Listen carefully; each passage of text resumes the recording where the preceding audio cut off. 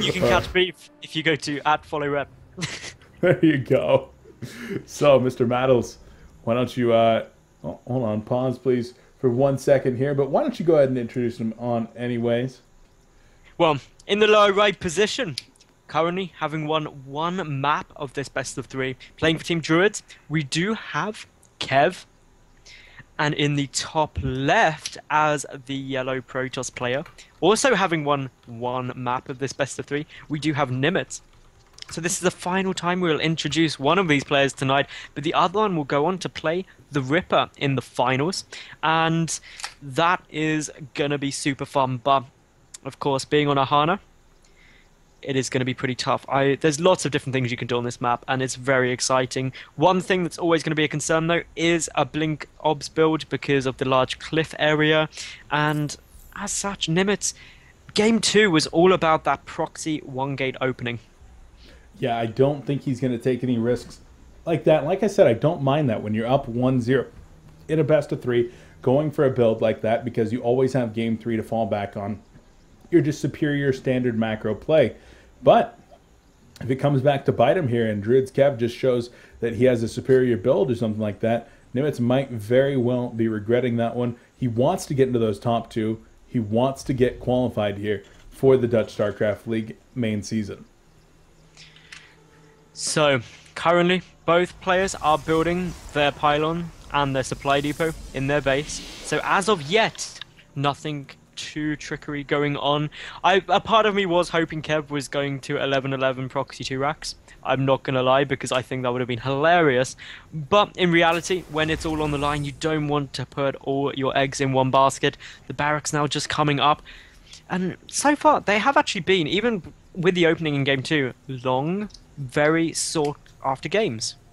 Yeah, definitely taking it into the late game. You just said put all your eggs in one basket. I got to make a point here. Make fun of myself here for a little bit. But I was actually casting for a while and saying put all your chickens in one basket. Using the phrase wrong until somebody finally sent me a message. They're like, hey, Beef, you know that's like not actually a thing, right? And I'm like, what do you mean? All your chickens in one basket? How is that not a thing? I've been saying that forever. Like, yeah, like it's all your eggs in a basket. I'm like, that makes a lot more sense. The chickens would just fly away. Hey, Beef. It answers one question, though. Which came first, the chicken or the egg? There you go. There you go. Anyway, we do have the complete wall off down at Kev's natural, and that is just hiding what could be coming out behind it. So Nimitz right now is unaware of whether it is going to be a command center or if there's gas hidden out there. And do you remember the times when if a player went for that really quick supply depot they didn't complete to block off the wall, it was always some kind of techie all-in build behind it. Whereas now, it's completely switched, and it's always a command center. Yeah, but there's always the possibility, which is what you got to really think about when you're the Protoss there. But it is interesting how that has switched up. But in this case, we do see that command center like you mentioned. The probe going to be hanging out here. Does manage to get into a pretty sneaky position behind the natural mineral line. And will be able to spot when the command center actually falls. That is a good little bit of probe placement there. Meanwhile, the SCV getting all the scouting information. Sees that there's 1 gate, 1 gas, 1 cyber, and 2 pylons. And is just going to be thinking, are you going to 4-gate me? Or are you going to take an expansion? And judging by the fact that there's 325 minerals, I'm expecting to see a Nexus any second.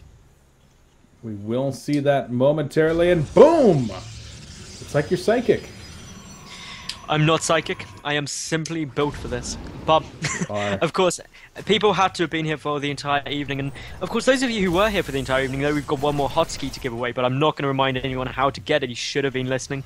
And, well, as we can see here for Kev, 2 more racks, 1 gas. The second gas hopefully going to go down in a second, because otherwise builds are going to be a bit crazy. Yeah, the second gas going down right there. And not getting too crazy, but a total of 4 racks. Going to be able to produce quite a few infantry units right here. And just throwing a little bit more, just an extra racks, really.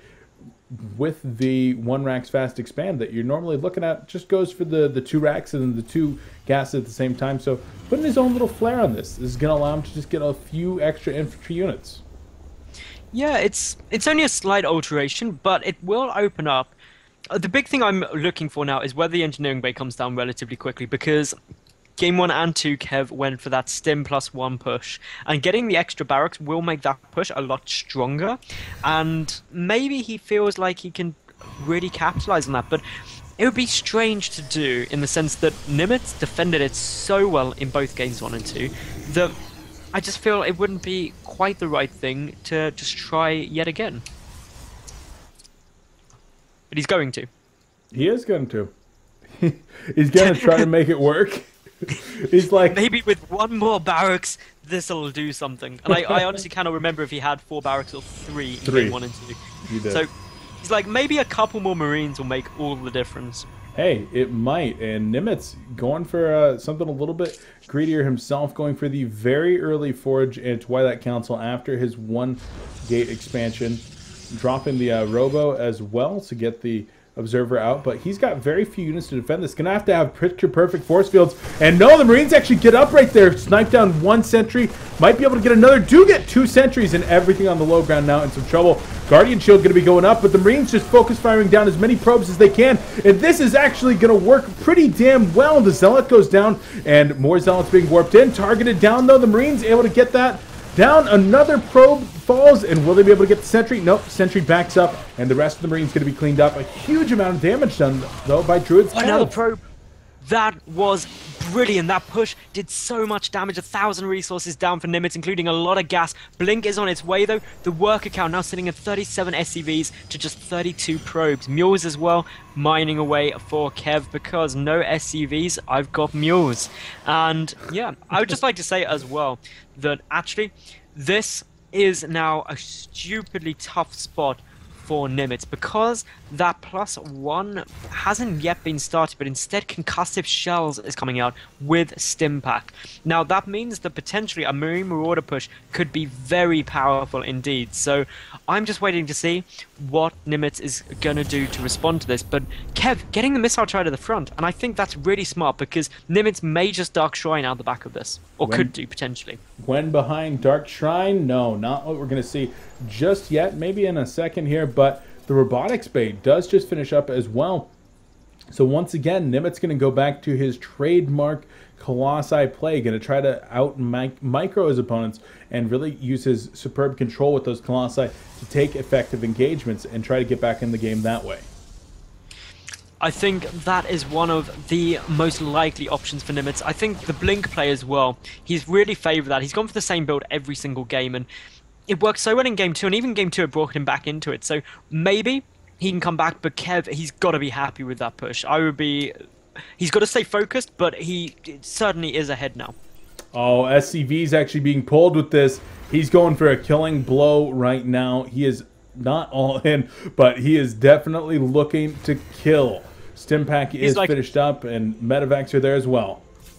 Ultimately, what Kev's saying is, well, I know I killed quite a few of your workers, so I can probably sacrifice these ones just to make this push hurt even more. So it's coming up, it's going to go into the natural ramp. There's 2 sentries there, but look at that snipe. 1 goes down, and this is problems.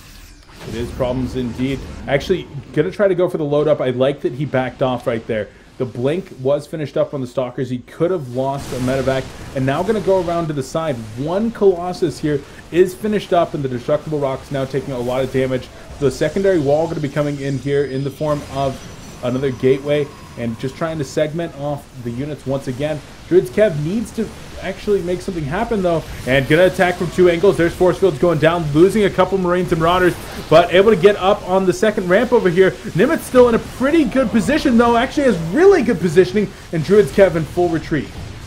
That hold was so clutch. Nimitz just controlling that Colossus so damn well. The second one just popped behind. This extended thermal lance is finishing as I speak, and with that I think Nimitz will be able to hold off the next wave of this as long as he is a bit careful. The force field's absolutely brilliant. Nimitz does not want to go out right now, and DruidzKev is gonna have to do something amazing, but it's not gonna be with this push. It is not indeed, and Wow, for committing as much as he did. Actually, a big blink to come up. They're going to lose a few Stalkers, but the Colossi in the back able to do work as well. Needs to change up his rally points, losing a few units, and even lost a medevac right there. Needs to be careful he doesn't lose this Viking. The blink comes forward, and Marauders and Marines going to be targeted down. The Vikings, oh man, these Vikings on bad rallies are in a lot of trouble right now. Luckily though, Nimitz, he is more interested in these Marines on bad rallies and going across the map. He's just trying to put on a bit of pain. That one Viking is like, hey, do you know what? I'm getting out of here. The factory is unfortunately too slow to run away and will die. But to be honest, Nimitz, I think, after that amazing defense, has completely come back into this game. I completely agree with you. 58 probes to 57 SCVs. The Colossi count now at 3 with another one coming out. And the Viking count, no second starport going to be coming out. So the Vikings remaining relatively low at 6 and no additional medevacs going to be produced. They're already low on energy from having to heal everything up. And DruidzKev is feeling the pressure. He is back in a fully defensive posture while Nimitz is taking a third. And this third base is so important. If Nimitz can secure that, he is going to be able to take an economical lead. He's already ahead in the probe count, but what is so important is that actually these Colossi right outside the natural as we speak, and Kev is moving out. This could be so bad if those Colossi start getting some good shots off. This is an attack that Kev did not want to take. The Viking goes down, and we are seeing just so much damage be done here. A couple of Vikings shelling that single Colossus. It does fall, but all of the infantry is now gone. Nimitz with a commanding lead rather, and as we're seeing the Vikings, they are all gone. One Colossus remains, and Beef, can Kev hold the next push? I don't think he can. He's down by 38 supply right now. He is in a ton of trouble. One bunker is all that is left to defend, and here it comes. Stalkers in the front. Are they going to go for the offensive blink right now? Nope, just choosing to blink micro back, trying to pick off a few of these Vikings as well. The repair coming out on the bunker, and the Marauders able to sustain this for a while, but the Immortal does finally get up to the front. Going to try to pressure it down, but no, Nimitz going to fall back right here. Just a little bit too thwarted, and the Viking count a little too high. Only one Colossus left. Nimitz unable to break through, and now going to have to fall back. I think Nimitz did the right thing there. You don't want to overcommit. He knows he's in a good spot. He knows he just had a good engagement, and he doesn't want to throw away units for nothing. He's engaging a lot more cost effectively than his opponent, losing about 2,000 less resources so far this game. He just needs to macro up, get more Colossi out, keep his third secured, and deny the third of Kev, and he should be A-okay. Very good indeed right now. So Nimitz falling back. He's got that charge working, whereas on the other side, Mr. DruidzKev is taking his own third. He's got all those Vikings up in the air, and with the second forge now going down, Nimitz going to try to catch up in upgrades. Right now, 2-2 on the ground as the Marauders, these Blink Marauder groups. These Blink stalkers, excuse me. These Blink Stalkers are amazing. Blink Marauders would be crazy. They would be nearly as overpowered as Hellbats are. But let's quickly, super fast, if I've got time to summarize. We saw Kev push in very early on, but Nimitz held like a beast in the second push and then came back into this game. He's been putting on counter-aggression ever since. He's had some great engagements, not able to break through Kev's natural though. And as such, Kev has been able to come back yet again. He's got a good Viking count, but Nimitz now moving forward. And Beef, is he going to be able to end the game here?